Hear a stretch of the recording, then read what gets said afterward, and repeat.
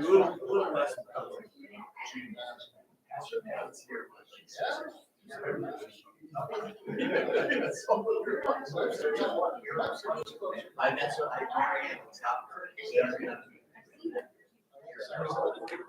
It's a little more pressure than mine.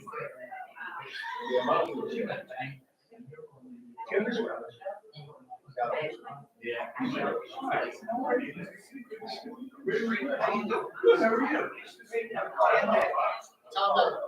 Don't recognize it.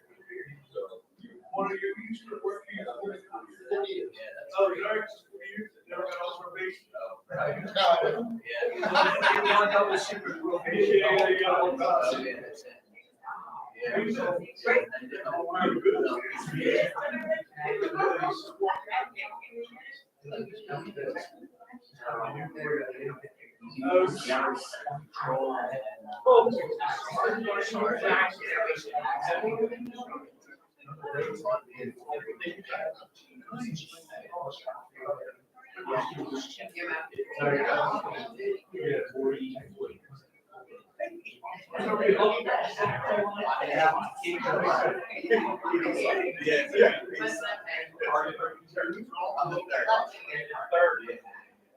So are you the next season? Yeah. So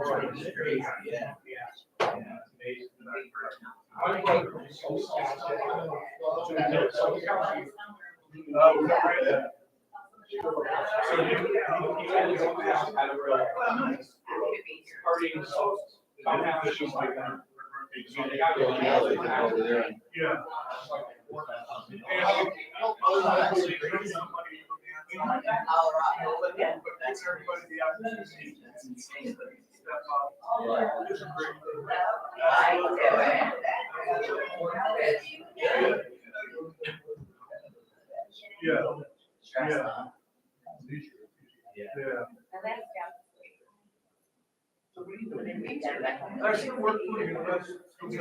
Yeah. I mean, for me, yes, I mean, Especially for another couple years to do that. But you never know.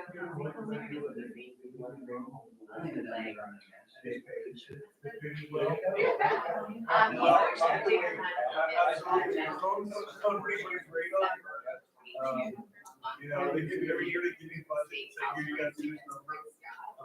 2 years.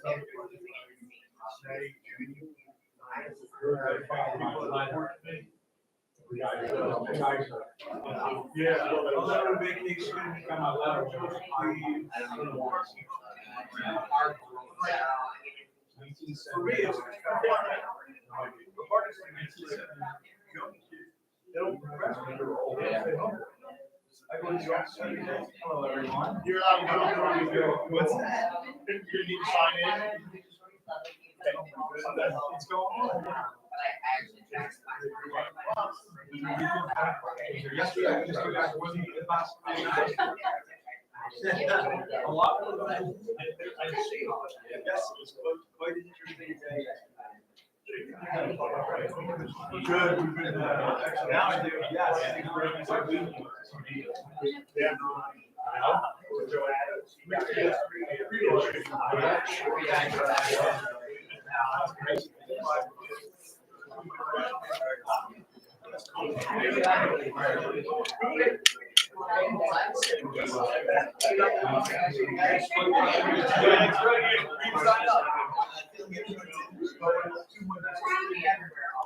Yeah, you're right.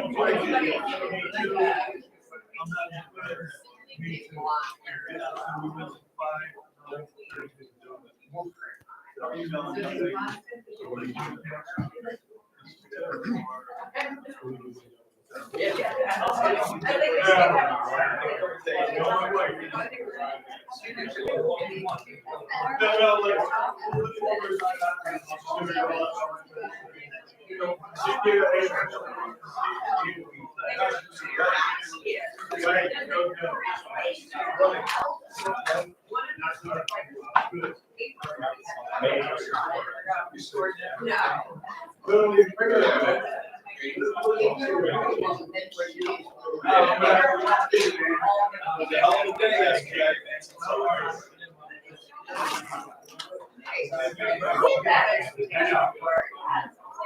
is she here yet? Or is she? No, yes. Interesting day. Yeah. Oh, it's over this time. Yeah, that's great. That's that morning, 11:30. I don't ever see 11:1. Do read. That's why I didn't allow that. You ever see it? Oh, and that's why we were talking about well, to that or I think look great. Respect.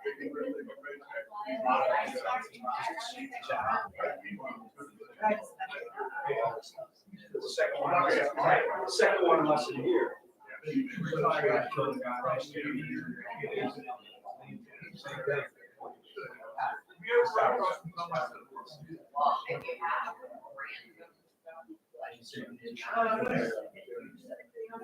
Yeah.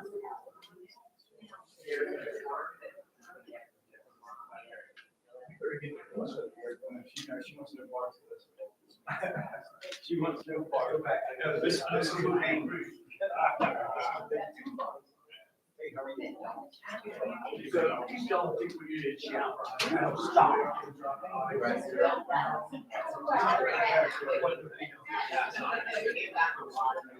Yeah, right here. 2 weeks.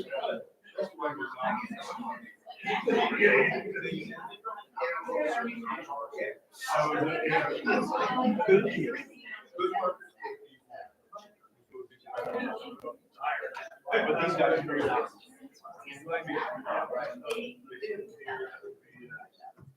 Oh my God. All right.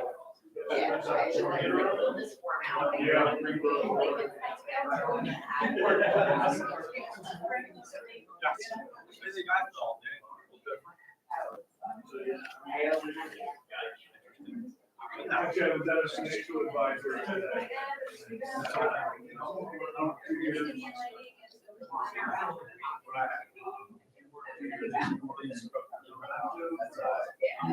Should have worked up.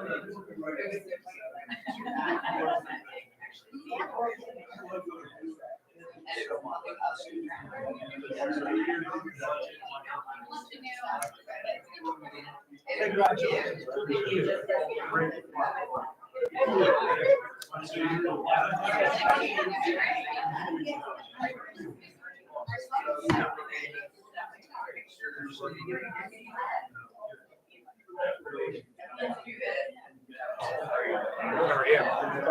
That's good. This will be a second thing. Yeah, absolutely. So the congressman did have, and I already spoke to the chief, but we have a citation. If it's all right. So whatever you want to do that. Some of our might move this. Come right wherever we like this. Wherever it is. Got it. Okay. Sounds good. Sounds good. Thank you. Appreciate it.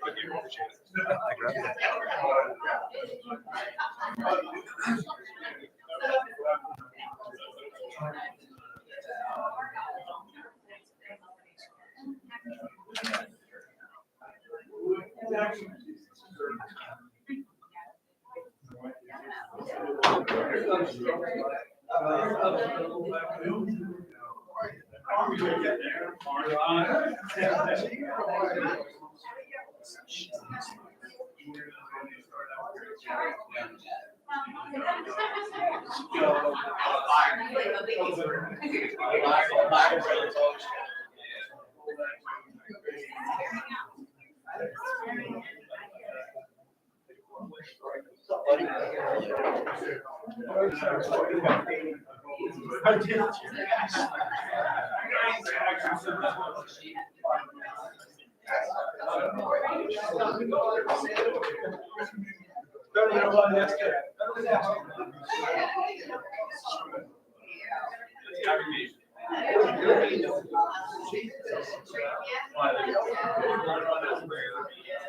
Digging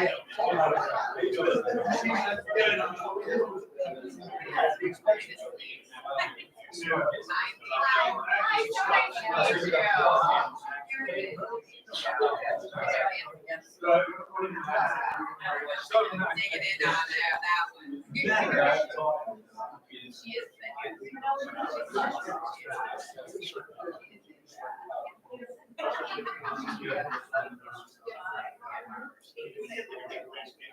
Yeah. So, she, you know, she's Right.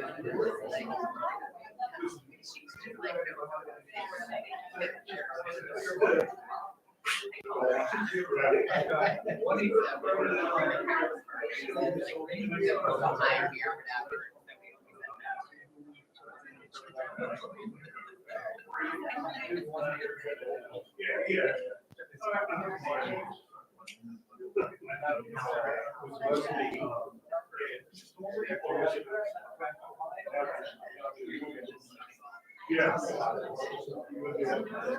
Yeah.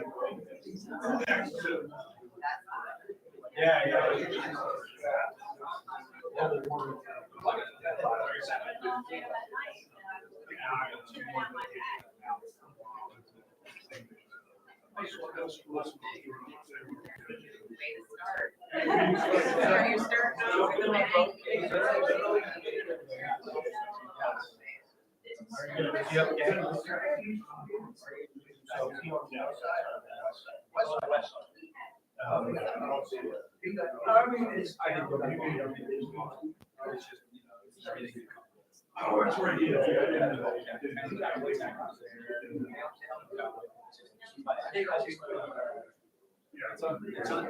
the coach for the Mike Fox. I used to be on the board here. I was like, I still be doing it. Oh yeah, good for you. Do you know Katie Bear? Yes. She's my she's my niece. So she's just started down there for probably less than a year. And I figured I would ask you.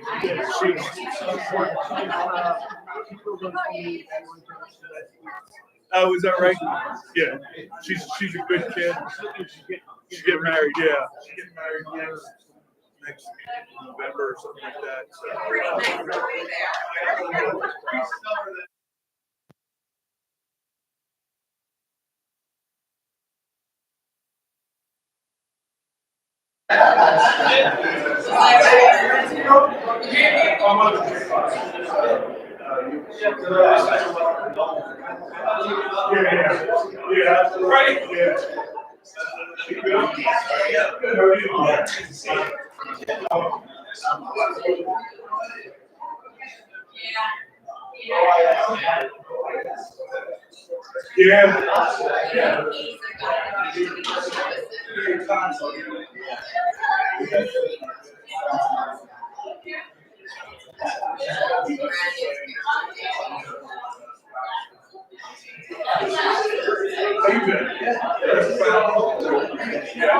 How old are your kids?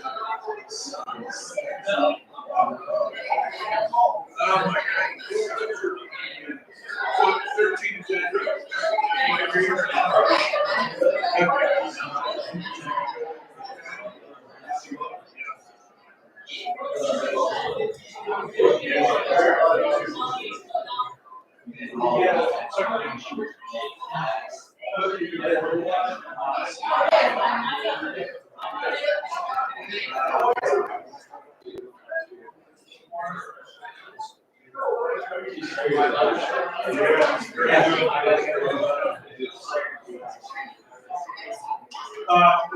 yeah, one of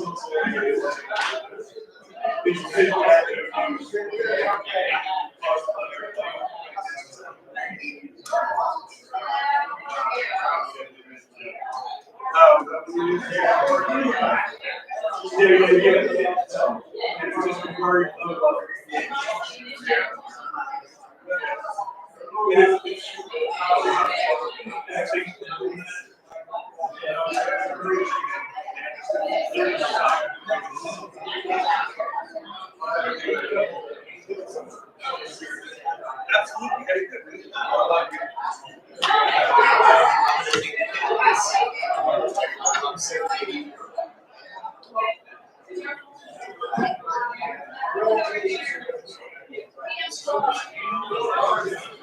are you? Nice to see you. How are you? How it is. It's good to see you. It's good to see you.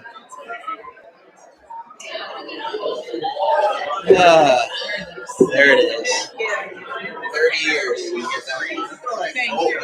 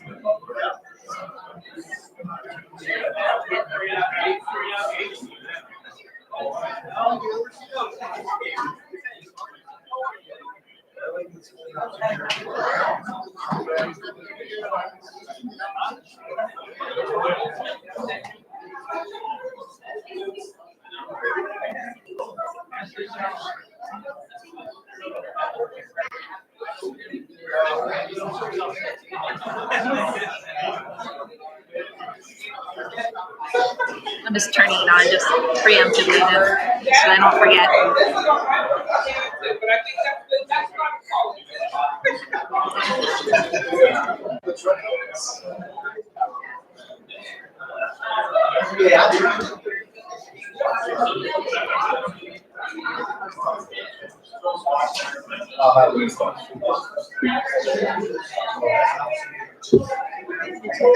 Hello. Oh, yeah. Stranger. How are you?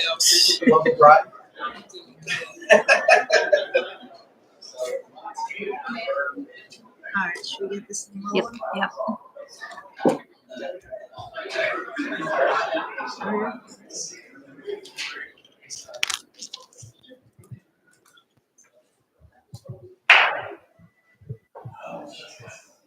All right, on that note, we're going to get this show on the road.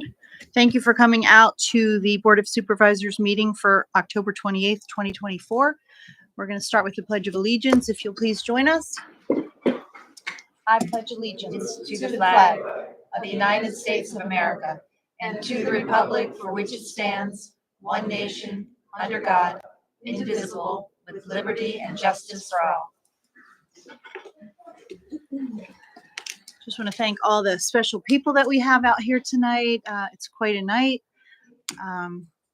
Our retired Chief Bendig, his wife Flo, thanks for coming. We have Representative Serrato, thank you for coming. We have some past board chairs, Mr. Fox and Mr. Walsh. Thank you for coming out for this. I think, are you with Brian's office?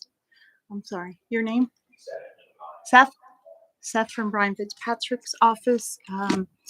All of our officers tonight that took the time to come out. If I'm forgetting anyone, I'm very sorry. We will get started so we can get to the festivities.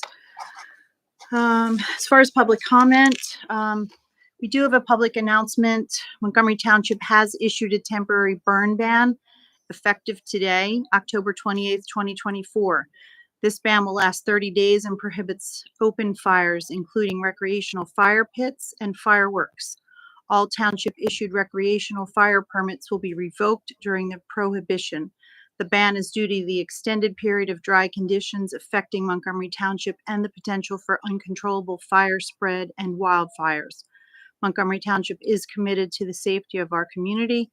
Please direct any questions to the Fire Marshal's office at 215-393-6936. Hope everyone can understand why we're doing that. Announcement of executive session.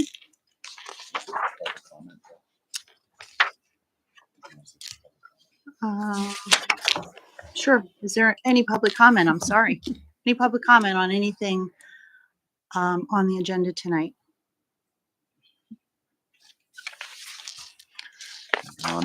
The Board of Supervisors met in executive session earlier this evening at 6:30 p.m. to discuss personnel matters. Topics discussed are legitimate subjects of executive sessions under the Commonwealth of Pennsylvania Sunshine Law. Thank you, Madam Chair. Thank you. Item number 5 is our consent agenda. I'm going to move to approve the consent agenda as presented for the following: minutes of the October 14th, 2024 board meeting and payment of bills for the October 28th, 2024. Second. Any public comment? All in favor? Aye. Aye. Thank you so much.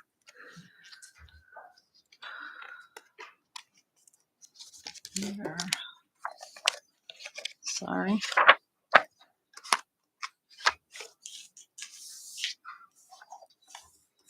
Okay, what we've all been waiting for, the recognition of J. Scott Bendig's retirement as Chief of Police. I'm going to have Carolyn, Township Manager, read his biography. Thank you. Good evening. Chief Bendig was hired as a patrol officer on July 28, 1989. In June of 2000, he was promoted to the rank of corporal. In June of 2001, he was promoted to the rank of sergeant. In January 2010, he was assigned as detective sergeant. That August, he was appointed to the position of deputy chief, and then he ascended to the position of chief of police on October 20th, 2012. His auxiliary duties included DARE officer, canine unit supervisor, field training officer, field training supervisor, Citizens Police Academy creator and instructor, and Police Academy instructor.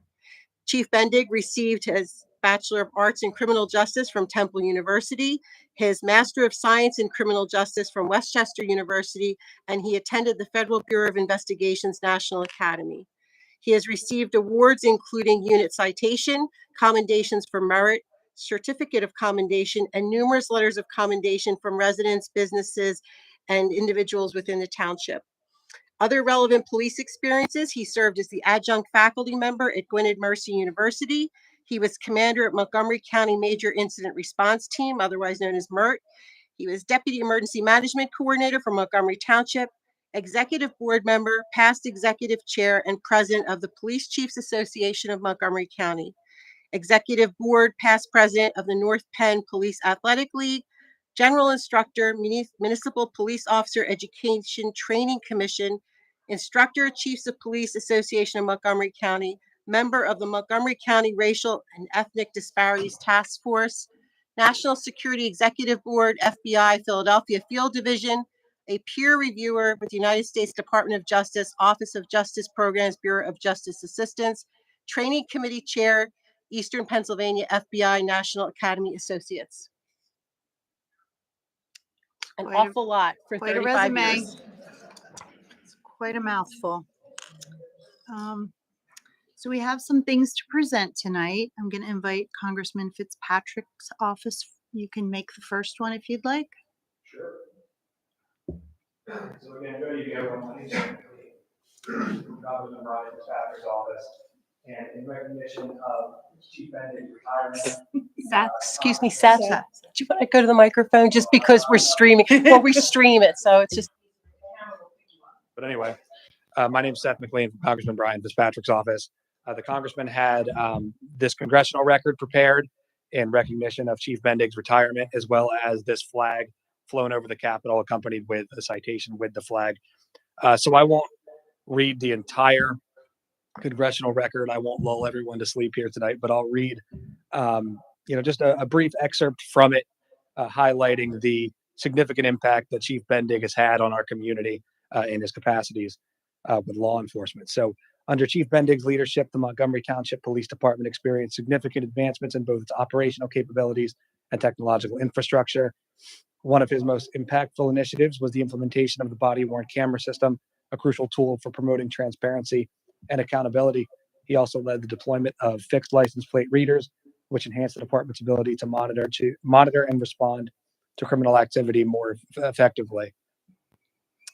In addition to his leadership in public safety, Chief Bendig was a trusted instructor and advisor. He served as training committee chair for the Eastern Pennsylvania FBI National Academy Associates and as a peer reviewer for the U.S. Department of Justice's Office of Justice Programs. The congressman is confident that his impact on Montgomery Township will be felt for many years to come. His selfless service, exemplary leadership, and lasting contributions will forever be a part of his community's history. So on behalf of the congressman and myself and our entire office, congratulations, Chief Bendig, on your retirement and for your remarkable service to our community.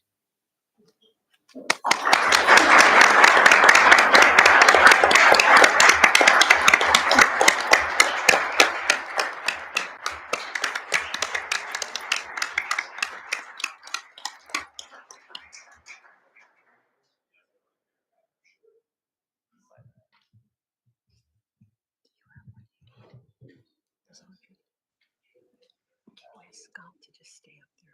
Yeah. Yeah.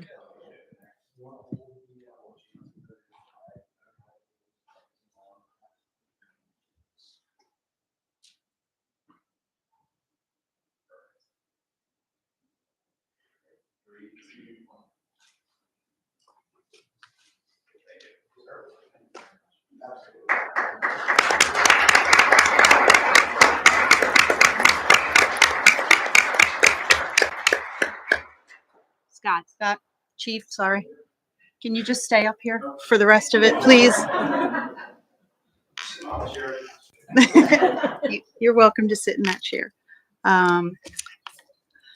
Audrey, you are going to, Audrey has something from Senator Collette to read. Do I have it? To Scott, did you get it? Some mix up? Oh, okay.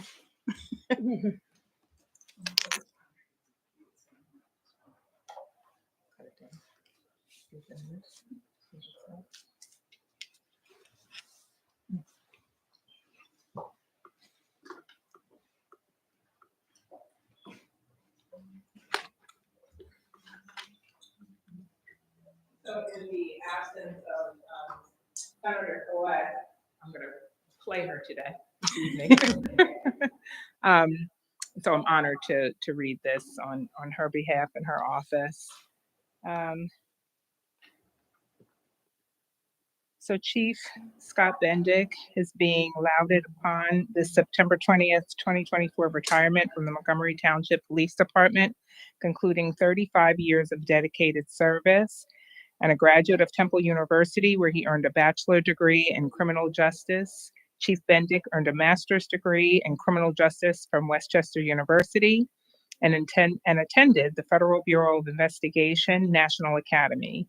He began his career with the Montgomery Township Police Department as a recruit patrol officer on July 28, 1989, and he was promoted to the rank of corporal in June 2000 and sergeant in June 2001.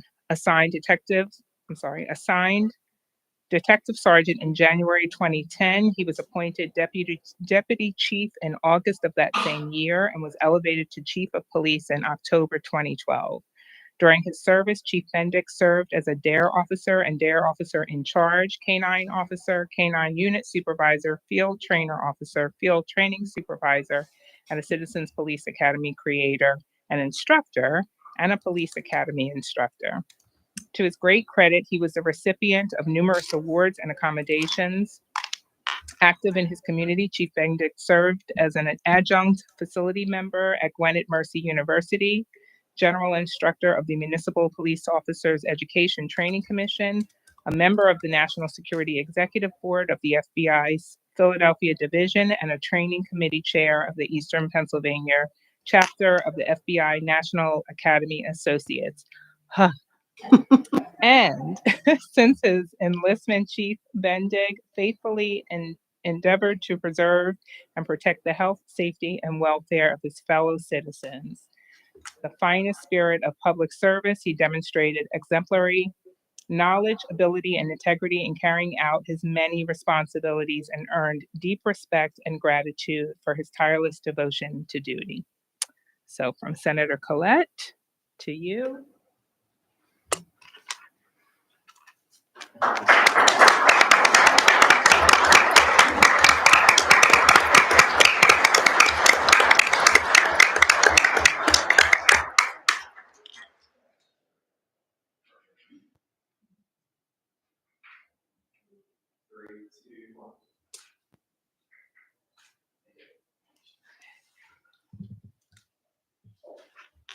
Next up, Representative Serrato.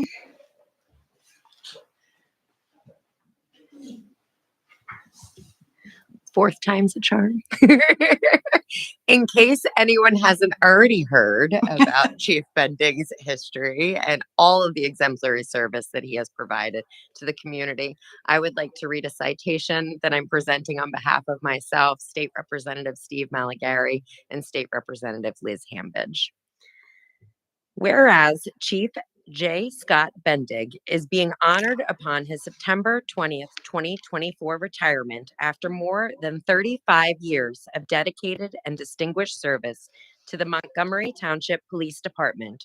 And whereas a graduate of the Federal Bureau of Investigation, National Academy, Temple University, and Westchester University, Chief Bendig began his career with the Montgomery Township Police Department on July 28, 1989, as a recruit patrol officer and was promoted to corporal in 2000 to sergeant in 2001. Assigned as detective sergeant in 2010, he was named deputy chief later that year and was appointed to the position of chief in 2012. Chief Bendig further served the department as a DARE officer and officer in charge, canine officer and unit supervisor, and field training officer and supervisor. Instrumental in creating the Citizens Police Academy, he served as an instructor for the Police Academy, the Chiefs of Police Association of Montgomery County, and Municipal Police Officer Education Training Commission. Commander of the Montgomery County Major Incident Response Team from 2013 to 2016, Chief Bendig served Montgomery Township as Deputy Emergency Management Coordinator and is a past president of the North Penn Police Athletic League and an executive board member, past executive chair and president of the Police Chiefs Association of Montgomery County, a member of the National Security Executive Board for the FBI, Philadelphia Field Division. He served as training committee chair for the Eastern Pennsylvania FBI National Academy Associates and a peer reviewer for the United States Department of Justice, Office of Justice Programs, Bureau of Justice Assistance. Now, therefore, the House of Representatives of the Commonwealth of Pennsylvania pays a respectful tribute to Chief J. Scott Bendig upon his richly deserved retirement and directs that a copy of this citation, sponsored by myself, Liz Hambidge, and Rep. Malagari on September 11, 2024, be transmitted to Chief J. Scott Bendig. On a personal note, I would like to add a little something extra. When I first was elected in 2022, I made a point to come and visit, and Chief Bendig made me feel so incredibly welcomed.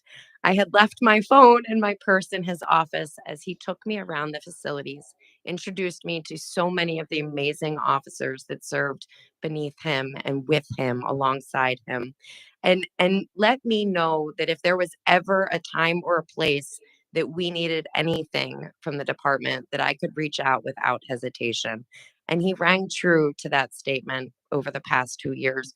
So on a personal note, I would like to thank you for making me feel so welcome and making sure that our community feels so safe and secure. Thank you again.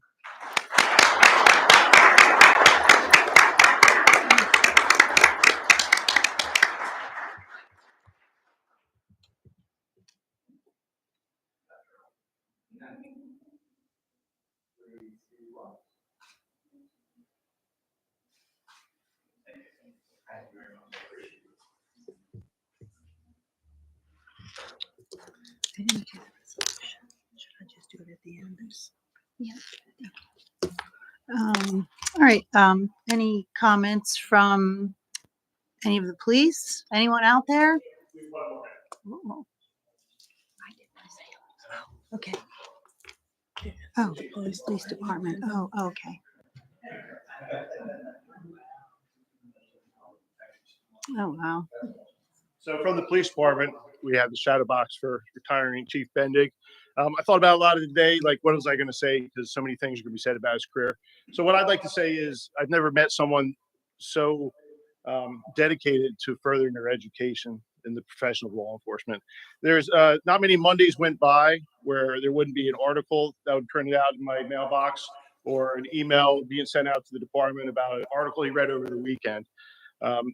Further beyond that, he was always big about making other people better, training other people, bringing them to where they are. Personal note, I'm where I'm at today, partly because of Chief Bendig. First sergeant to give me the opportunity as watch commander. So from that point on, it's been a good ride. So congratulations. And again, from the whole police department, enjoy.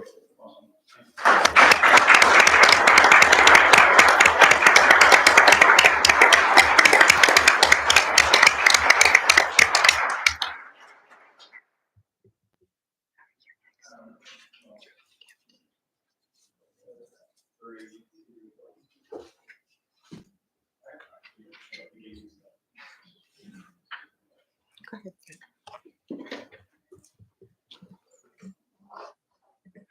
The board and the township has a gift for Scott, and that's going to present that.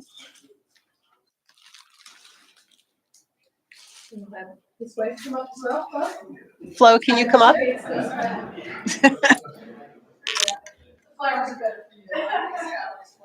gonna need a card to get on this.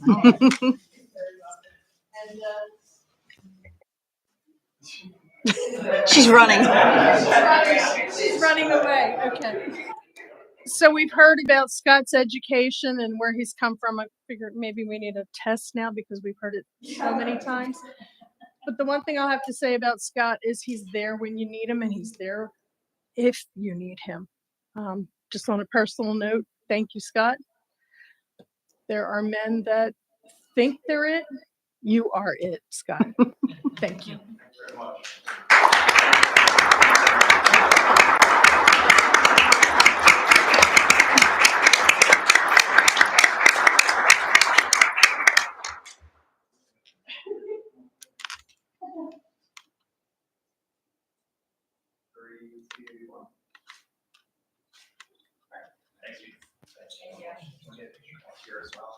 Sure. Wait, I just want Do you want to do the resolution and then have the Sure. board do comment? Sure. We're going to do the resolution. What? We're going to make it official now and read this resolution. I'm sorry, it's things that you've heard several times tonight. A resolution of the Board of Supervisors of Montgomery Township, Montgomery County, Pennsylvania, to recognize J. Scott Bendig for his service to Montgomery Township. Whereas Scott Bendig has recently retired from his service with Montgomery Township as its chief of police. And whereas Scott began his career here in 1989 as a recruit patrol officer, was promoted to sergeant in 2001, and rose to the position of chief of police in 2012. And whereas, in addition to being an exemplary chief of police, Scott proved to be an invaluable member of the township's management team.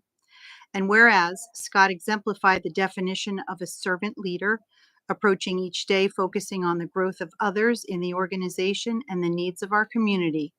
And whereas Montgomery Township and its police department are left better because of his leadership. Now therefore be it resolved by the Board of Supervisors of Montgomery Township, Montgomery County, Pennsylvania, that J. Scott Bendig be commended and thanked for his 35 years of dedicated service to the police department and residents of Montgomery Township, and wish the very best in this next chapter of his life. Resolved at the duly convened meeting of the Board of Supervisors of Montgomery Township conducted on this 28th day of October, 2024. So moved. Second. Is there any public comment? All in favor? Aye.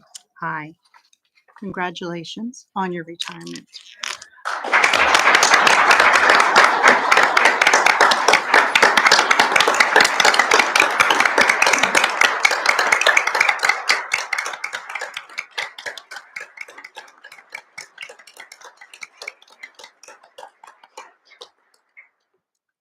many more people that want to comment, so we will try to keep our comments brief. I'll be quick because it's been said all night in all of these nice things. I was lucky enough to be here with Mr. Walsh and Mr. Fox when we promoted you to chief. It was a great day for all the township. What I've seen in all of the years that I've known you here is your caring, sharing, and kindness. I don't ask for much more than that, so I will thank you for that. We'll have any other board comments, and then we can open it up to the audience.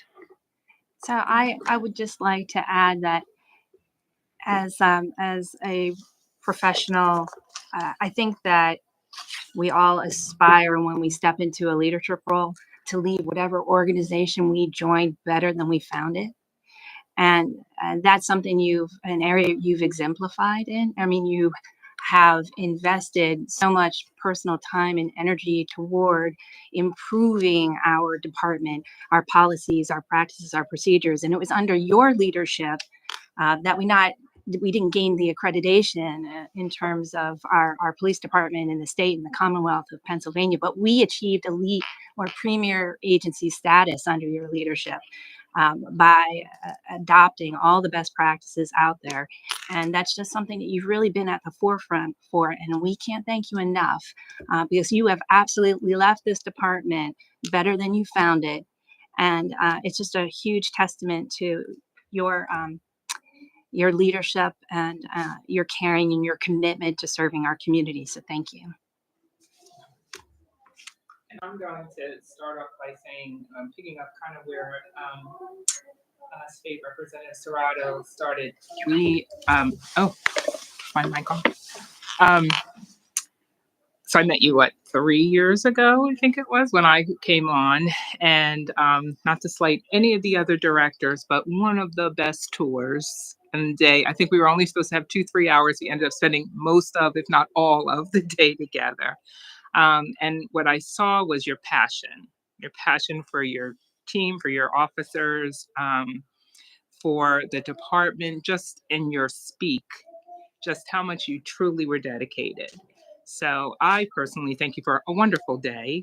I also thank you for being the leader that you have clearly been to your team, to the community, and I wish you much success.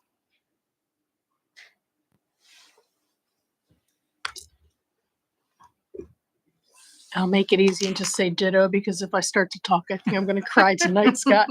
All right, anyone in the public want to make any comments? Please feel free to come up, use the microphone.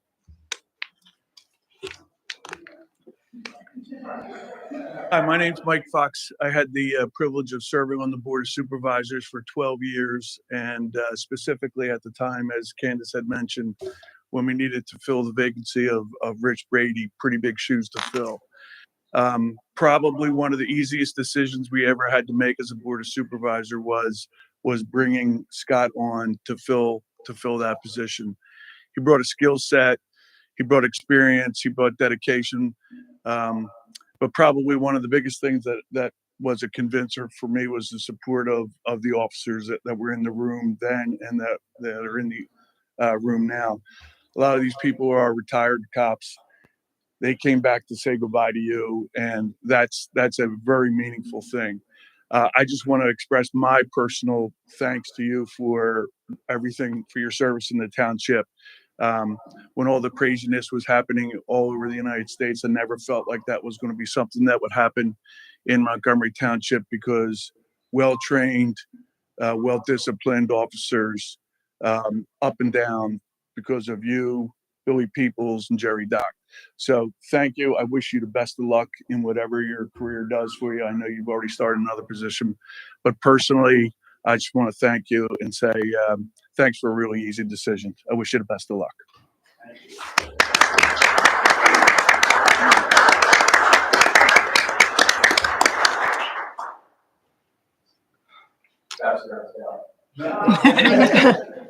I just want to know, what does J stand for in front of J Scott? So as Candace and Mike had indicated, I was on the board with him when we elevated Scott to the position of chief, and we had a great chief that had served here a number of years. He's here tonight, Chief Brady. You still look great, Chief. But I remember we promoted you to deputy chief first, and I sent an email to Scott as the chair of the board. I said, "You want to meet me at my law office in Lansdale?" And I come down in the waiting room. There's a gentleman dressed as an officer, just kind of sweating it out in the lobby, not knowing what I was going to tell him. But then I had indicated to him that the board really wanted to move forward with the succession plan with Rich being in the drop program, and that you were the heir apparent. And like Mike said, it was a no-brainer as far as I'm concerned, and from Candace as well. But one of the best decisions we made as a board collectively. I do want to say I moved on from being a supervisor. I was a judge in Montgomery County. I had the privilege of doing that, served in the criminal division, and I interacted with a lot of police chiefs throughout the county. So I do want to tell everyone here that Scott is held in the utmost esteem by his colleagues in the Chiefs Association, his fellow chiefs. Everybody always says, "Hey, Montgomery Township, Scott Bengta, you guys are lucky. You guys are lucky." Mike talked about some of the issues, nationally back in 2020, and all the commentating was like the police need to do a better job with community relationships. They need to be progressive. They need to be out there, engaging the community and not just, locking people up. And I was thinking to myself as I'm hearing all this commentation that this is Scott Bendig. I mean, we were ahead of the curve. I mean, we were doing that back when you took control of the department. So you're, again, I think ahead of your time, very progressive in your outreach to the community. You made this just a great place to live for my family. And on a personal note, I want to thank you for that. So.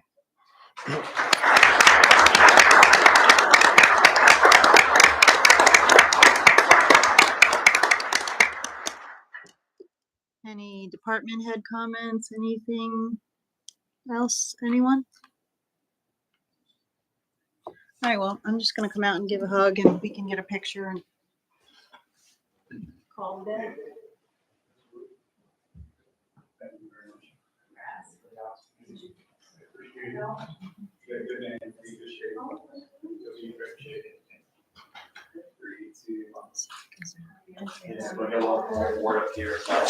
I think Chief Bendig should say a few remarks before you take the final picture up in front of the wall. I do. And I'm still the township manager here, so. So I just want to thank everybody here. I mean, thank you all for the support that you've all provided me. To all the retired officers that are here, to former supervisors, to my old team. Thank you. Thank you from the bottom of my heart. I wasn't going to do this again. I did it the other day or a month ago, but I'm just so proud to be a part of this organization. I hold it very dear in my heart. I guess you guys, I mean, everyone kind of understands what this job is about. And I saw a little bit of that yesterday, and just be careful. Just watch yourself out there. And again, but thank you for giving me the wonderful opportunity, Chief. I appreciate it. To my wife, my kids couldn't be here, but again, it's been a wonderful ride. Got a great man to carry it along, and a wonderful captain to steer the boat. But just thank you, everybody. All my fellow department heads. I will miss everyone, but again, I see nothing but wonderful, bright horizons for everybody here. So, and to the Montgomery Township Police Department, just keep doing what you've been doing. And again, great things will happen. So, I'm done. Thank you very much.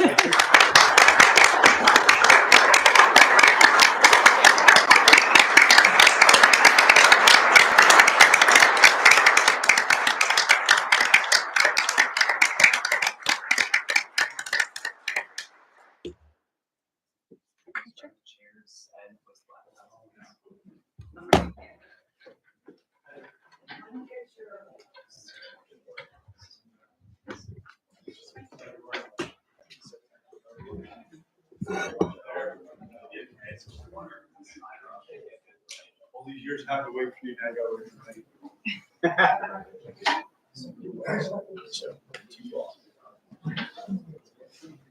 I didn't get a hug.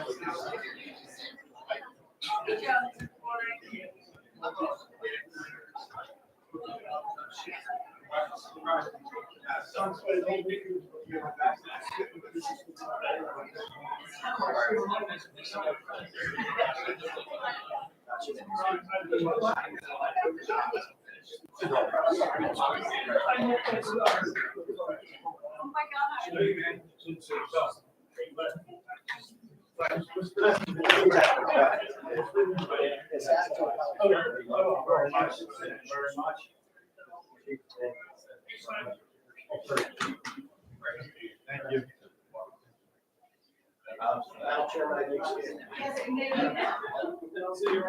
Let's hook him on. Thank you.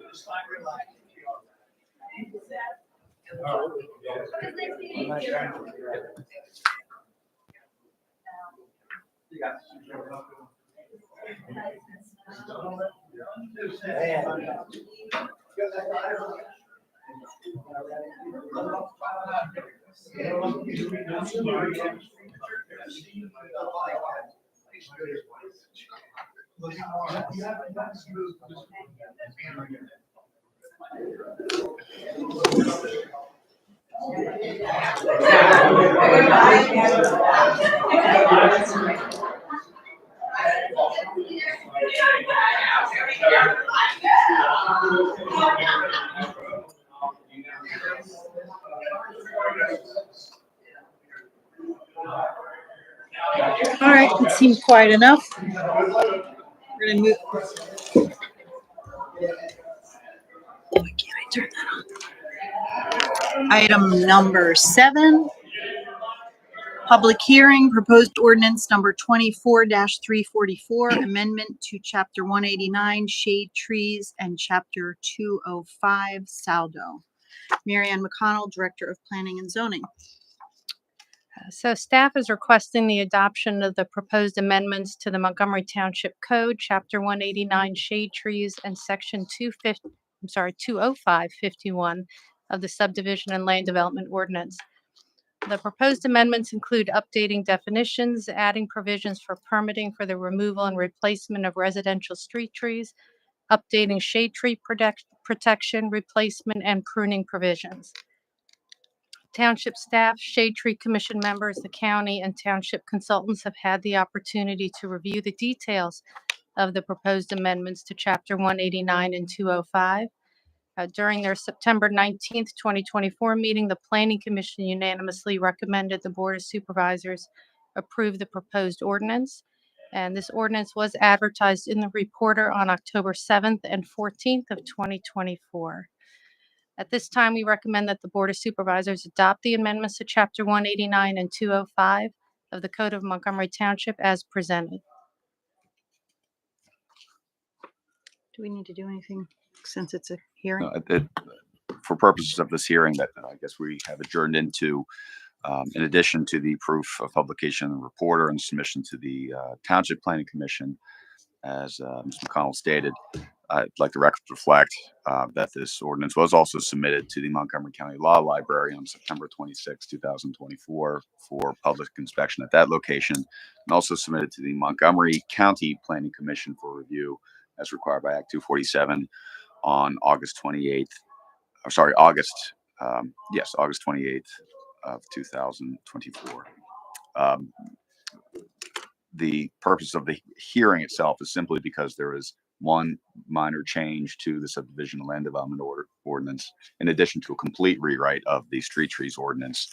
And that being, it makes a requirement for a landscaping plan to provide a note on the plan for if any street trees die, there has to be a one replacement of those trees in perpetuity. So that becomes a plan requirement.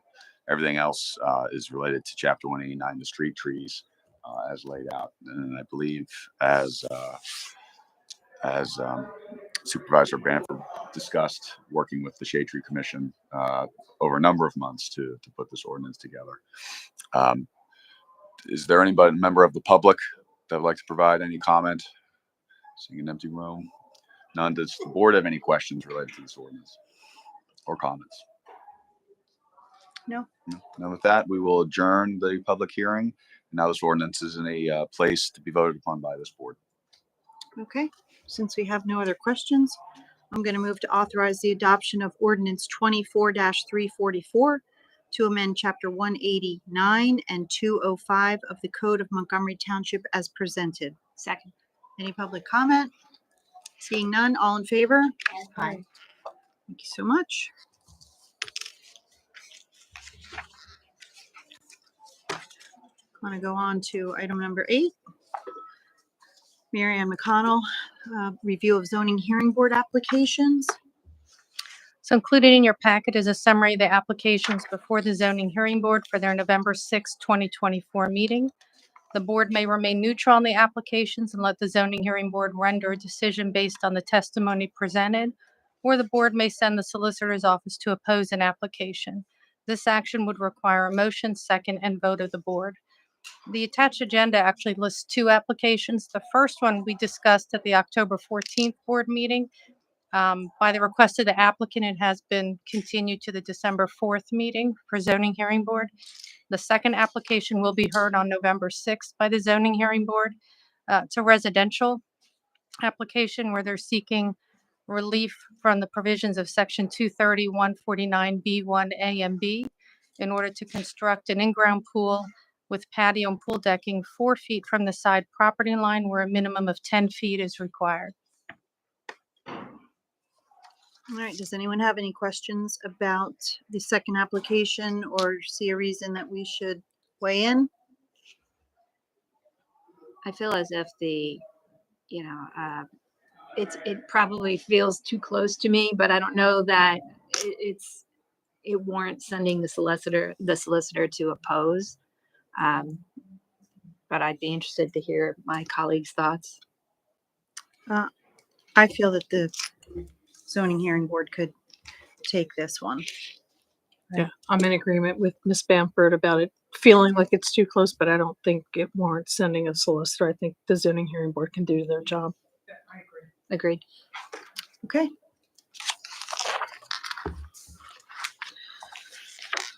In public safety, item number 9, authorization of purchase of new Knox box system and equipment for the fire department. Chief William Wegman. Good evening. Township Ordinance Number 23332 and Township Code 693 require that all commercial buildings in Montgomery Township be equipped with a Knox box security vault on the exterior of their structure. This vault allows the fire department to access buildings during an emergency. The department currently has Knox box key safes in all department apparatus and the FDMT command SUVs. The department's Knox box safes are aging and the software is outdated. The department currently programs the safes from a dedicated laptop computer. The department's current safes are no longer available from Knox Company. The department requests board approval to purchase the new Knox box key safes from Knox Company for all of our apparatus, command, and the appropriate support vehicles. These new safes will allow for wireless programming and monitoring through a cloud-based internet system. The new safes will allow for real-time monitoring of the safe, which will provide for better departmental accountability and security. The Knox box program's success is based on the community's trust and insurance in the integrity of this program. This purchase was not budgeted in our 2024 capital plan for the fire department. The projected cost for replacing the safes and using the cloud-based system is $16,193. The cost of the equipment from Knox is $11,793, and the estimated cost of installing the equipment by Glick is $4,400. The department does have $15,000 dedicated in our capital fund this year for Sentinel tile ceiling mounted purifiers, and we are not pursuing that project. Staff recommends that the Board of Supervisors approve purchasing and installing the new Knoxbox key safes and the cloud-based internet system for the department's apparatus, command, and support vehicles. Well, I think we appreciate that you're not pursuing the Sentinel project and pushing this money over to something that we need. Does anyone have any questions? I'm going to move to approve the purchase and installation of the new Knoxbox key safes and the cloud-based internet system for the department's apparatus, command, and support vehicles from the Knox Company, $11,793, and Glick, $4,400, for a total price of $16,193. Second. Any public comment? All in favor? Aye. Aye. Thank you. Going into Parks and Recreation, Floyd Schaefer talking about replacement of the gym floor in the Community and Rec Center. Good evening, everybody. The Community and Recreation Center is approaching its 10th year of operation. In addition to internal planning for its capital replacement needs, the township contracted CHA Consulting, which was formerly known as Dewey Engineer, to evaluate the building and develop a plan for the future expenditures based on a variety of factors, including existing physical condition, energy, sustainability impact, number of people affected daily, and life expectancy. At the April 25th public meeting, the Board of Supervisors voted to authorize the advertisement of this project on Penn Bid. The bid was paused due to the delay in completing concrete replacement project. Subsequently, we found a company, Miller Sports Flooring, that specializes in this type of work and is an authorized CoStarz vendor. So in this case, we do not have to put it out for bid. After discussion with staff, it was determined that the work would commence in March based on the activity level of the CRC. The project was originally included in the 2004 capital budget. However, with the delay, the project costs will need to be included in the 2025 capital budget at a cost of $858,000. Staff recommends that the board approve the purchasing and installing the gymnasium floor to be included in the 2025 capital improvement budget. If there are any questions, I'd be happy to answer them. Does anyone have any questions? In your packet, there's actually a agenda with the minutes from the gymnasium floor replacement project design meeting that we held in September. The second to the last page includes a view of the draft order of the scope of the work. It does come out to $858,000, but I want to point out that there are soft costs in there, including design contingency, which I don't believe we're going to have to use, as well as professional fees, permitting, and other contingencies. Those contingencies are specifically unforeseen conditions. So we've already, they've been in to do some boring in the floor in the gym under Mr. Schaefer's supervision, and make sure that everything was fixed again so that they could still be used, to determine if the vapor barrier that was installed at the time of the construction of the CRC is sufficient to still withstand a new gymnasium floor being put in, and the moisture is not going to be an issue. If we find that the moisture is an issue and the concrete is not staying dry, we're going to put a pause on this and have to do some more evaluations and come back to the board. We are hoping that with the tests they've done, it's going to show that we can still move forward, that the concrete is able to sustain the new flooring. The technology is better on the flooring than it was back then. And this company, while yes, they are on CoStarz, they are on CoStarz for a reason. They are a premier company dealing with school districts as well as colleges and universities. March happens to work for the CRC in terms of the level of activity, and it also works for the company because they do a lot of their work obviously in the summer months when schools are closed. They're able to go in and do gym floor replacements. They also do new construction as well.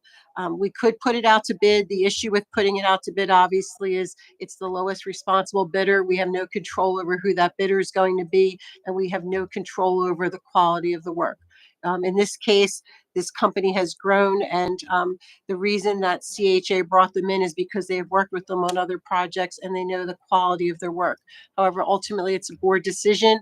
The only reason it's on the agenda tonight and not staying as part of the budget is there is some design work and permitting that's going to have to occur between now and the ordering of the materials, and obviously to start the project in March. We all know there's been delays in supply chain. There's issues obviously with rising costs the longer you wait. So that's why it's on tonight's agenda for you.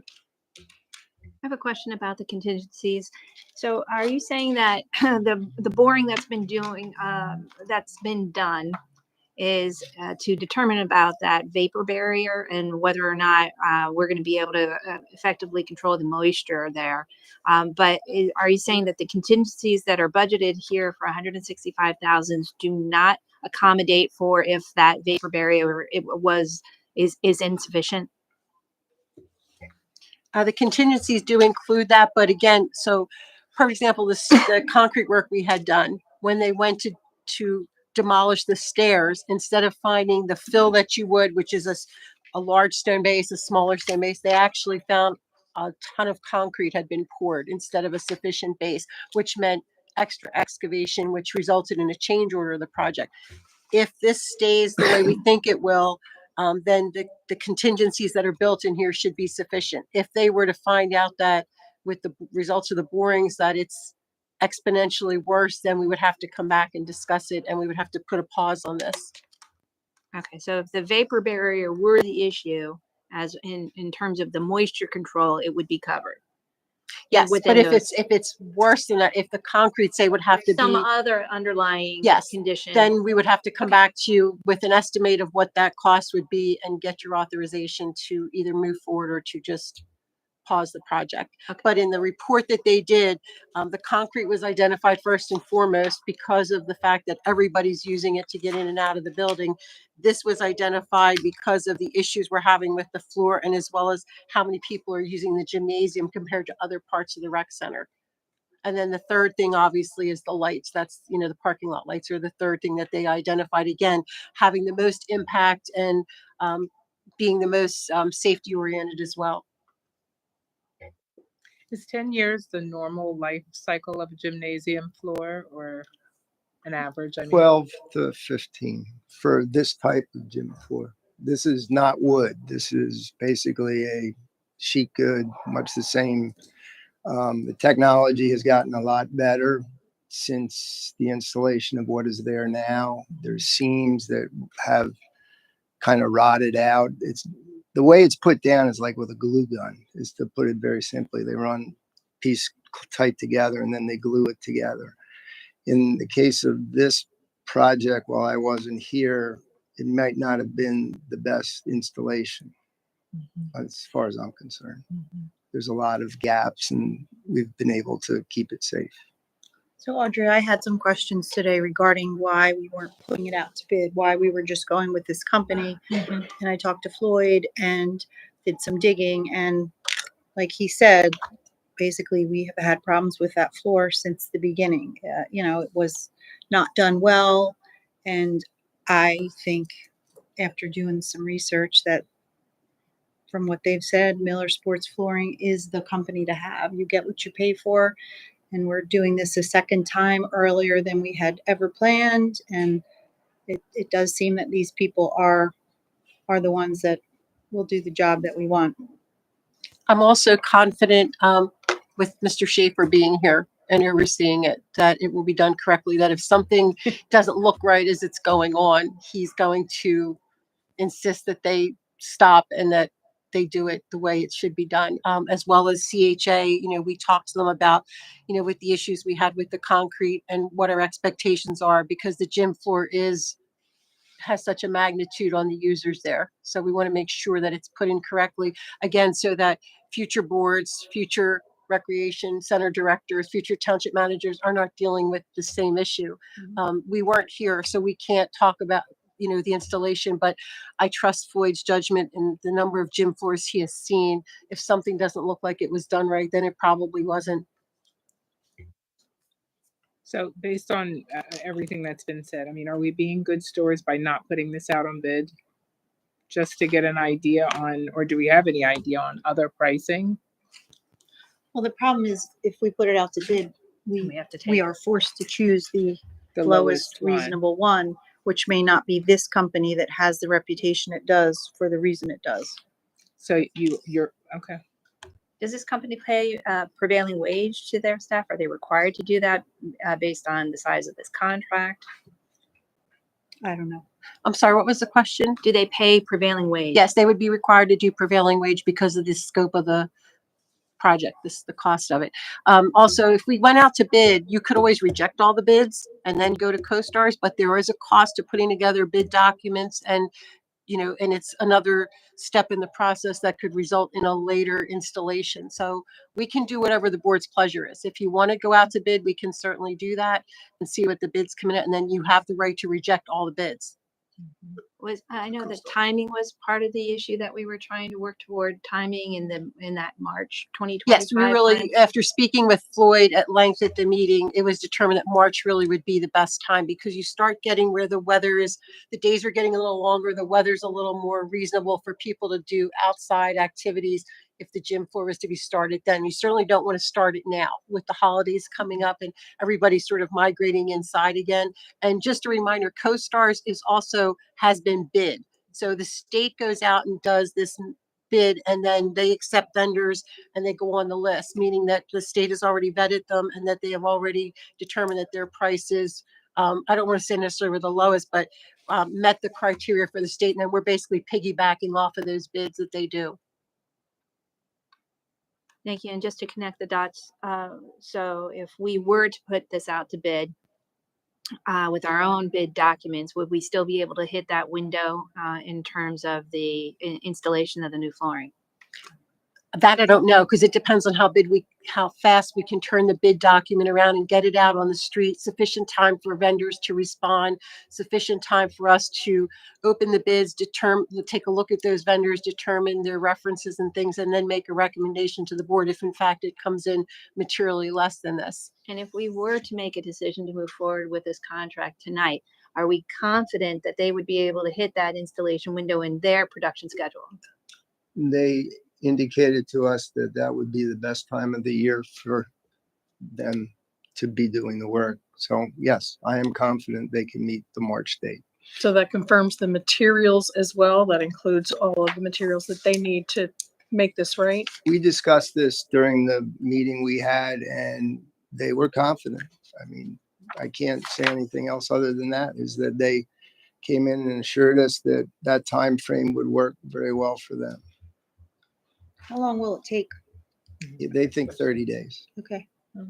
So if you look on page 1 at the bottom, this was assuming we were going to go out to bid. So when we met in September, we hadn't identified Miller yet. So you'll see it says advertising to bid, out to bid, mandatory pre-bid meeting. The bids would be due in November. And then there would be a bid recommendation with a notice to proceed at the end of November. And again, they're talking about construction from January of 2025. So if the board wishes, you could make a motion that would authorize it to go out to bid, as long as we would still be able to meet the March deadline. And then we could go back and talk to the engineering firm and see if that's possible. And then when you meet on the 11th, we could have some answers for you, and then you could make a determination at that time. I don't know that 2 weeks is going to make a difference for them because they're still waiting to get the results back on the test that they did. Floyd, do you agree? Could be in a little less than a week now.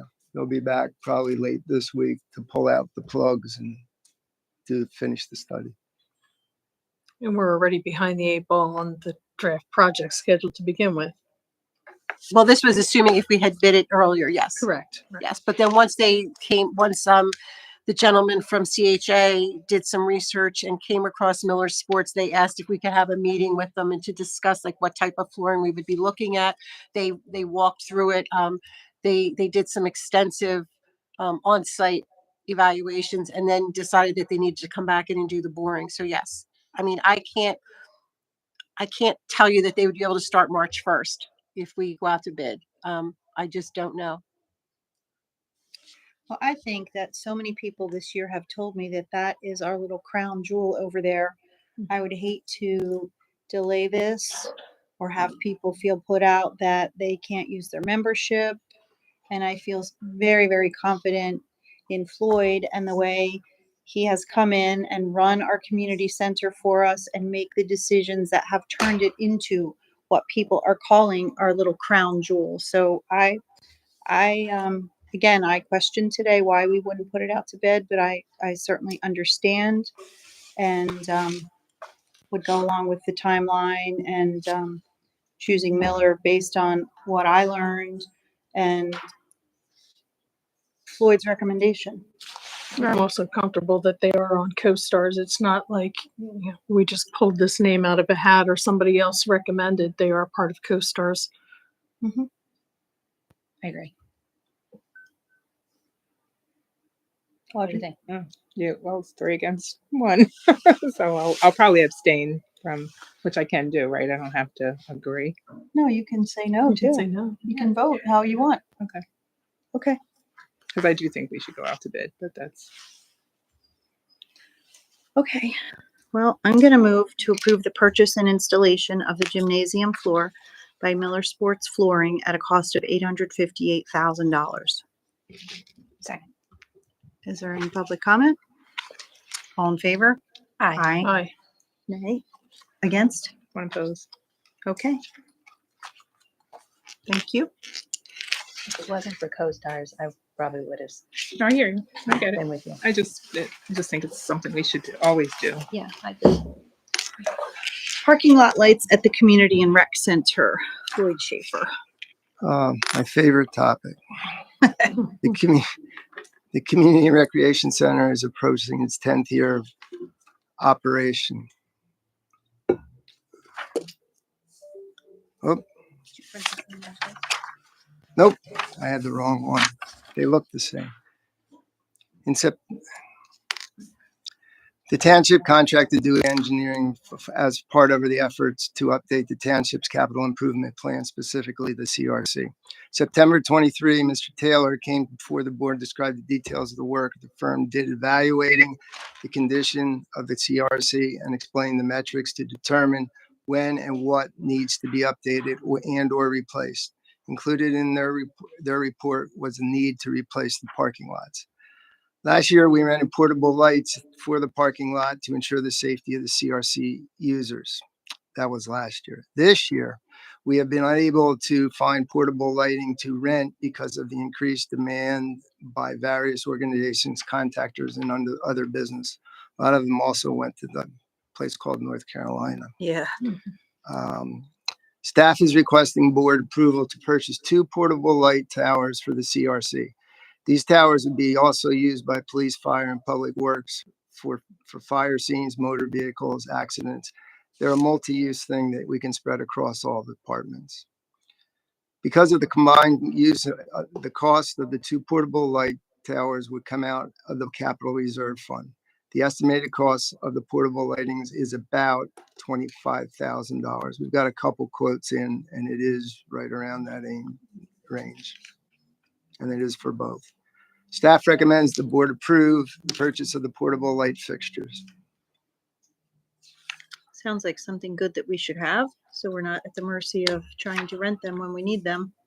Well, the problem is we can't rent them. And this weekend we lose daylight savings time. And next Tuesday is the election and the CRC is a polling place. So we have concerns about the darkness for people entering and exiting the building. I have concerns about safety for people in the parking lot, slip and falls over the winter months, as well as staff who are there at night closing up and going home. We want to make sure that they feel secure when they're walking through the parking lot to their vehicles.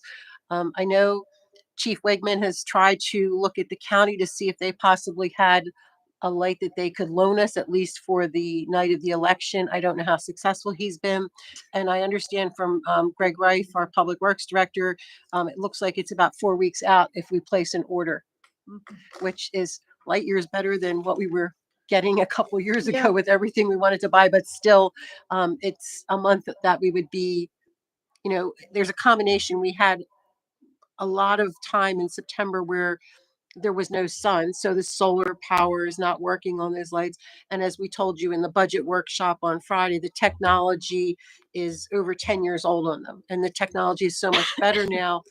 But this is what we're dealing with. This is what we, for the here and now, this is the fix that we've come up with. But again, because they can be used across departments, we don't think this is just something that's a one-off for the CRC and then we'll replace the lights. Eventually, we won't need them. There are other uses in the township that we would be able to put these towards. Does anyone have any questions?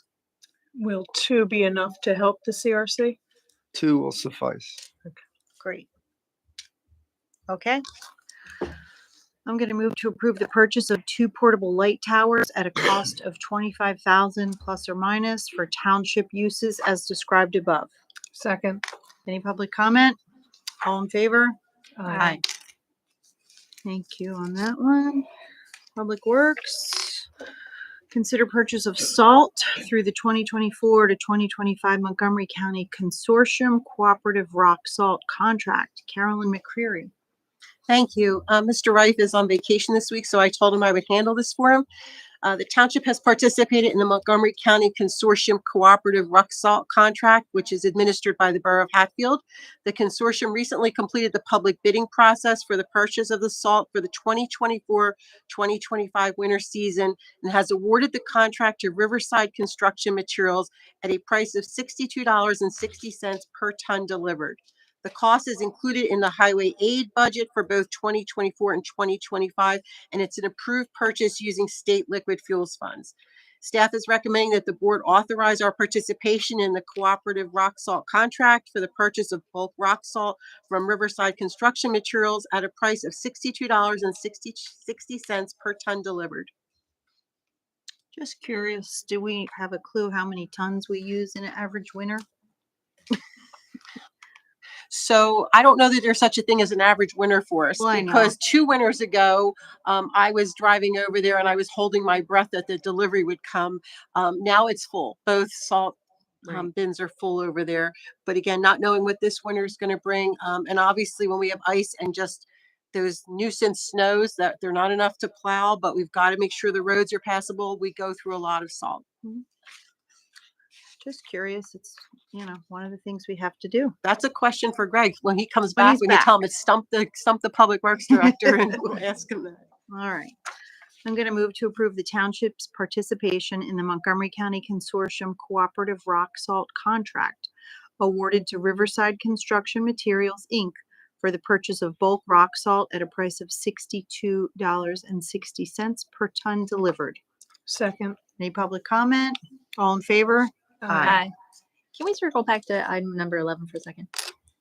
Because we just approved, a purchase of $25,000 for those portable lights, but it doesn't, establish who we're purchasing them from. Am I missing that?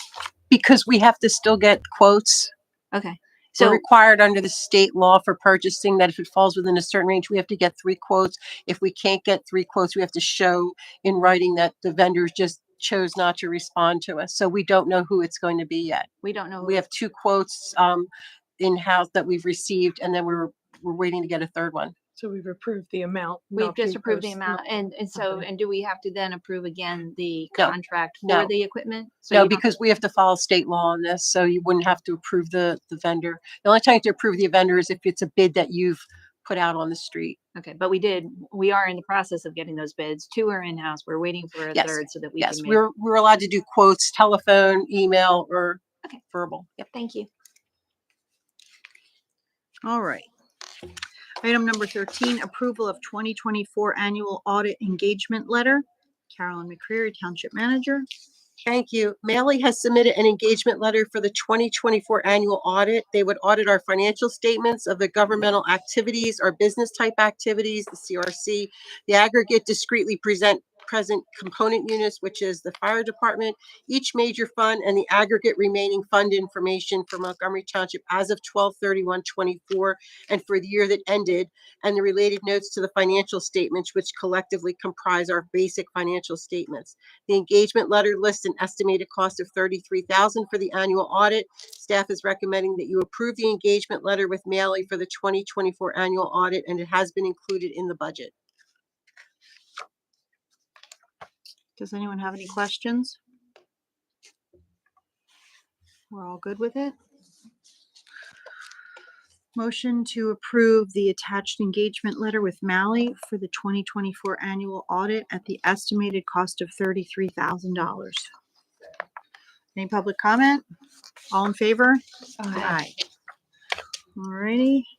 Consider approval of 2024 distribution of Act 205 pension state aid. Carolyn McCreary, Township Manager. Thank you. The annual general municipal pension system state aid allocation for 2024 was received from the state in the amount of $614,583.41. This is a decrease of 10.6% from the 2023 state aid allocation.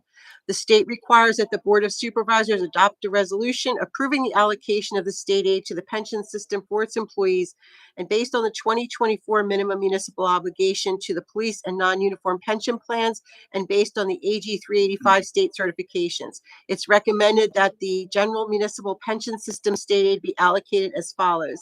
Police pension, $379,088.83.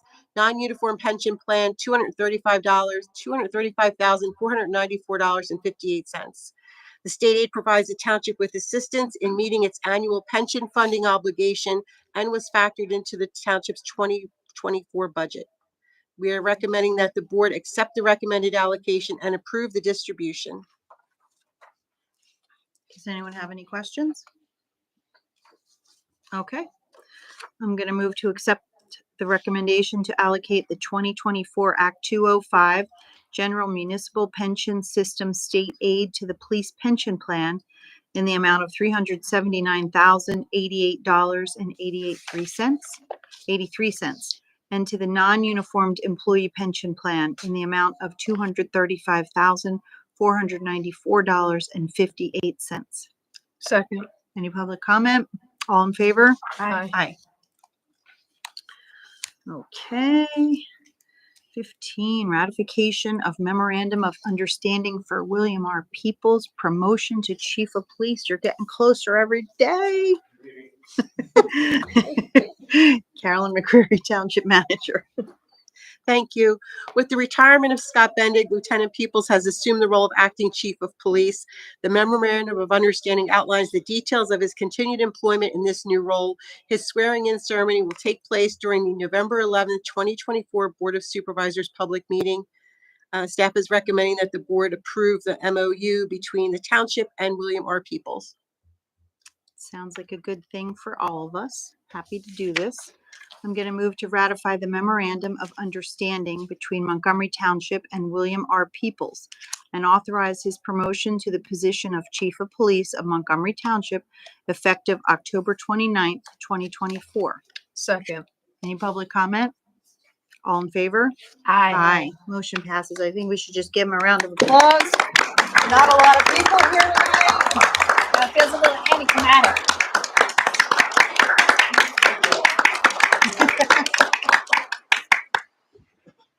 We are very confident that you will fill Chief Bendig's shoes very nicely with your own flavor.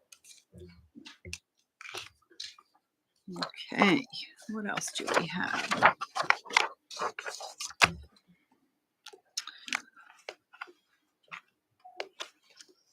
We are in, is there any old business?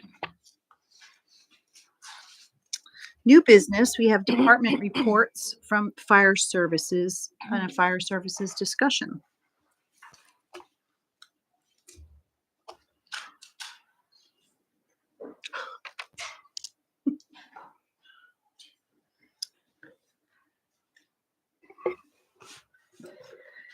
So Chief Wegman and I wanted to talk to you about the current status of our hybrid fire department, which is made up of career staff as well as a dedicated group of volunteers, and talk about what he is seeing for the future of the department for the next couple of years, and give you some information, some of which is in your packet, and to elaborate a little bit on it and to take any questions you might have. This is just an introductory discussion, but we want to make sure that we're transparent in anything we discuss. We want to make sure it's obviously done at a public meeting, because it is going to impact not only the finances of the department, but the operations of the fire department. We also have representatives from FDMT here tonight to offer their support and also answer any questions that you might have. Yes, gentlemen, I'm throwing you under the bus for questions. Bill, you want to start? Sure. I just want to say that we are very fortunate that we have a great group of highly trained and professional volunteers. And the report I prepared has nothing to do with the quality of work or craftsmanship or people who are volunteers with our department. And I think that's ever illustrated by Vinay and Adam. Vinay has been dedicated to the department since 2004. Adam's also been around a long time, and they've been in leadership positions for several years. I think the report I prepared for you just shows you what a lot of municipalities that are like us are facing. The continual effort to recruit volunteers with diminished returns. And we have done a lot of positive and assertive recruitment efforts to get people in the door. We have a federal grant, and we've had a federal grant for several years. We've worked for a township incentive. We're working with the North Penn School District for a school district incentive that I hope is close to crossing the finish line. And we have done everything we can to get volunteers through the door. And we do have a great group of volunteers. We have 3 people in the fire academy right now, but we're just our attrition rates are not as good as the rates of us bringing people in the door, and we're seeing a decline in volunteer responses on the weekends and in the early morning hours. Our night responses are good because of our stipend program. And stipend has been a blessing, and it's a double-edged sword because it's a little bit of a curse as well, because people are committing lots of hours to the fire department, and they're not necessarily going on responses, but they're also building that time into their weekly schedule. And then when the calls come in on the weekend, it's hard to get them to come out to the calls. And also just to know that this is not unique to the North Penn region. We received a memo from the solicitor's office in the summer that House Bill 2310, which was passed by the General Assembly and signed into law by the governor, allowed townships of the second class to increase our millage rates for fire services. So before it had been 3 mills. You could have up to 3 mills for fire services. It's now 10 mills because they recognize that communities of all sizes that have been relying solely on volunteers, it is changing, as well as looking, at a more regional approach. But no matter whether it's regional or local, it is still going to need funding. And so there is an ability for a municipality to put in a dedicated funding stream. And now it's to increase it even further to cover the costs of having paid fire. And a lot of communities that are similar as us have already started. Upper Providence, Northampton, are municipalities that we're very close to demographically that have gone to career staffing 24/7, 365. There is no intention to get rid of volunteer firefighters. We still need them to function. Quite honestly, this is an opportunity for us to be the lead. A lot of departments in our region are kind of putting it together or making it work in various ways, but none of them have the situation that we have where we already have a combination department and we can expand that combination department into a true combination department as one organization. Northampton's the closest. They just went combination 2 crews on 24/7, 365. But other municipalities don't have the general makeup that we already have to put this in place. And our culture is right. We haven't had the best culture, and now we have a great culture. And I understand that some volunteers may take this conversation as we're hitting on them, saying they're not doing their job. They are doing their job. It's just we have a great culture right now that if we're going to do this, if we're going to become a true combination department and provide fire services 24/7, 365, it's ready to go now. The culture is there. I just want to interrupt for a sec. While we're giving rounds of applause, we have the culture we have right now because of you. Yeah, thanks. I have a really good team. You do. I have a great team. I've been with Vinay and Adam for a long time. They support me and they're here tonight, and thank you for that. It's a really good place right now. I saw it before, so you know, we know. Yeah, yeah, we all did. It was I think it's worth noting in this moment too, that there is a burden to get that firefighter, one training certification that we require, which isn't something that is required by the state, but that we require as a standard to go out on these calls. So, when you made that presentation to us the other day in the budget workshop, I mean, it really impressed upon me the burden that volunteers carry in attaining that training. It's a huge commitment of time. It's a 6-month program. That's 194 hours. Is that what you said? it's about 194 hours, and they're going to increase it next year. So right now, for your average volunteer that's working, it would be, and Vinay works for the academy, so he can probably speak this better than me, but it's every Tuesday, Thursday, and Sunday, or every Monday, Wednesday, and Saturday for 6 months. So and I mean, you're training, and it sounds like a lot, but on the reverse side is you're putting your life in danger, and you're risking a lot to be a volunteer. So we require the training here. So I guess it's not really surprising under those circumstances that we've had the kind of attrition, and everybody's experiencing the same thing. I know we're not unique in that regard, but it does sort of underscore for me anyway the need to have, a more reliable, resource in terms of the staffing. And there are also some communities that don't support the volunteer firefighters the way that Montgomery Township does. There's some communities where, in addition to being a volunteer firefighter, you're also expected to do your own fundraising. So it's not just time away from your family to train or to answer calls. You're out there, hoagie sales. We used to see the boot drop, in a lot of places, especially during the holidays. It doesn't really seem fair. You're asking them to volunteer, and then you're saying, and come up with your own funding as well. So we are very fortunate in that respect. When the board looked at the tax credit situation and realized it wasn't working equitably for everyone, because there are some people who were retired and they're firefighters, so they weren't being able to take credit on earned income tax. We have some people who were still living with their parents, so they didn't own a home, so they couldn't take advantage of the real estate tax credit. So the board talked with staff, and we came up with the idea of, let's just give a flat dollar amount. If they meet the service requirements of the department, then they get that amount annually, and that has helped as well. And it's also ensured that everybody's treated the same. It's not based on how much money you make or the value of your property, which is, again, something that other communities are not doing. They are still making their volunteers jump through hoops to fill out forms and, to get hopefully something back that not necessarily is of a material amount to them.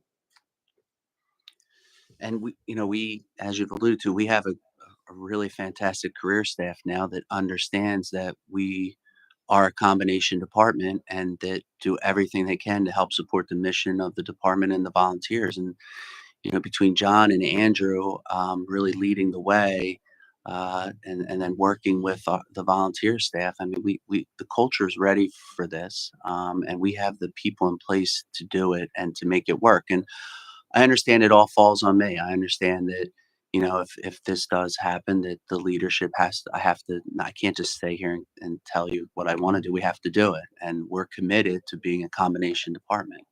And there have been successful transitions like Manheim Township, where the volunteer and career staff ride the truck together. And that's what I want to see here. I want to have a standardized training program where volunteers can come any night of the week and train with the career staff, so that it's really one department, one mission, which is our motto we've had since 2000 and whenever, and we really haven't lived to that motto except for the last 5 years. So I understand the implications, the financial implications of this. I understand, that the tax that might be needed, but it's the plan that I prepared for you is a moderate level plan. There's some considerations for you as far as what the staffing structure would be. But I think that we have the ability to make it all work now. Thanks for the update. No problem. Okay. Committee liaison reports. Anyone have anything to report? My planning commission did not meet, so I don't have anything. I don't have any reports. I think it's probably worth mentioning that, for the sewer authority, the meeting involved a presentation for a study that was conducted on the Hatfield facility and the electrical upgrades that need to be made to that facility. And they actually had brought in an additional consultant because we're actually, our sewer authority has like a third ownership of the Hatfield facility because half of our townships wastewater flows to Hatfield. And so any expenses that or upgrades that are undertaken and there are expenses associated with it, then we're also required to pay, a third of those costs. And as it turns out, that Hatfield facility hasn't been updated almost ever. I think they said the most recent upgrade to any of their electrical was made, it was 40 or 50 years ago. And that's the most recent. So they're under significant need to make electrical upgrades, but there was some debate as to the approach that would be taken. So there's more to be told in this story, in terms of what they're going to do, but the upgrades are going to be substantial and will cost our sewer authority millions of dollars to help offset whatever the costs are that ultimately are decided on. We're a few years out still actually from making those upgrades, which is kind of alarming given, the state of the facility. So I just wanted to kind of apprise you of that situation because it's obviously going to have an impact on their finances as well as, their rates. Okay, well, thank you. No update. On our last meeting. Any updates? Anybody else wants to talk about? All right. I'll move to adjourn. Second. No public comment. All in favor? Aye. Meeting's adjourned.